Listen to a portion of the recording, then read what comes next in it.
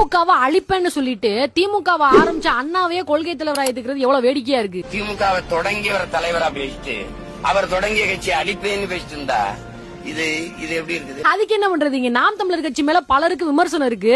ஆனா அதை ஆரம்பிச்சு வச்ச சீபா ஆதித்தனார் மேல மரியாதை இருக்கு. சரி, தாவேகா தலைவர் விஜய் அவர்கள் அறிஞர் அண்ணாவோட புகைப்படத்தை வச்சதுல என்ன பிரச்சனை பாத்துருவோமா? இந்தியாவிலே இல்ல உலகத்தில் இறுதி ஊர்வலத்துல கின்னஸ் ரெக்கார்டு படைச்சது அறிஞர் அண்ணா அவர்களோட இறுதி ஊர்வலத்துல தான். அது மட்டும் இல்லாம காங்கிரஸோட துணை இல்லாம இந்தியாவிலே முதலமைச்சரானதுல 2வது தலைவர் அறிஞர் அண்ணா தான். 1969 ஒட்டு மொத்தமா இருந்த 234 தொகுதிகள்ல 179 தொகுதிகளை வெற்றி பெற்று தனி மெஜாரிட்டியில ஜெயிச்சு காட்டினவர் அண்ணா. அந்த நேரத்துல காமராஜர் தோத்துட்டாருன்ற செய்தி வந்த உடனே தைரியமா சொல்லுங்க நான் தான் தமிழ்நாட்டோட அடுத்த முதலமைச்சர்னு அப்படின்னு இயக்கத்துல இருக்கவங்க எல்லாம் சொல்லும் போது காமராஜர் தோத்துட்டாருன்ற வருத்தத்துல வானொலியில வெக்கத்தை விட்டு சொல்றேன் நான் தான் தமிழ்நாட்டோட முதலமைச்சர்னு சொன்னார் அண்ணா. அன்னைக்கு காலகட்டத்துல மேடை ஏறி பொன்னாட போத்துறதெல்லாம் உயர் சாதி பிரிவினருக்கு மட்டும் தான் பண்ணுவாங்க. ஆனா நீ எனக்கு பொன்னாட போத்துறியா, பதிலுக்கு நானும் உனக்கு பொன்னாட போத்துவேன் அப்படின்றத மேடையில அறிமுகம் செஞ்சு வச்சவரே அறிஞர் அண்ணா தான். அதே மாதிரி சாதி விட்டு சாதி பண்ற திருமணம் சட்டமாகாது.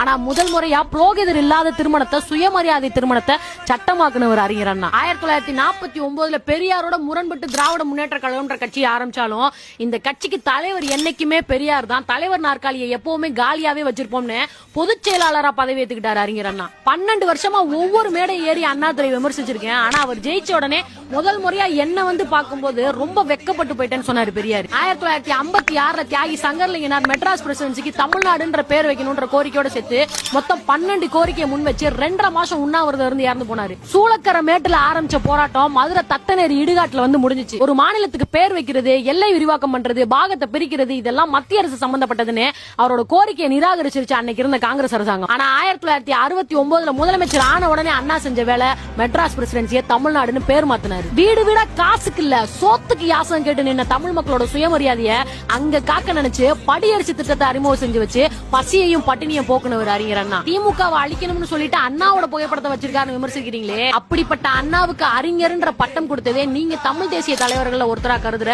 பாரதிதாசன் தான் அப்படின்றது உங்களுக்கு தெரியாதா? அப்படின்னா இவங்களோட கொள்கைக்கு முரணா இருக்கிற பாரதிதாசனை எதுக்காக தமிழ் தேசிய தலைவர்ல ஒருத்தரா தேர்ந்தெடுக்கணும்?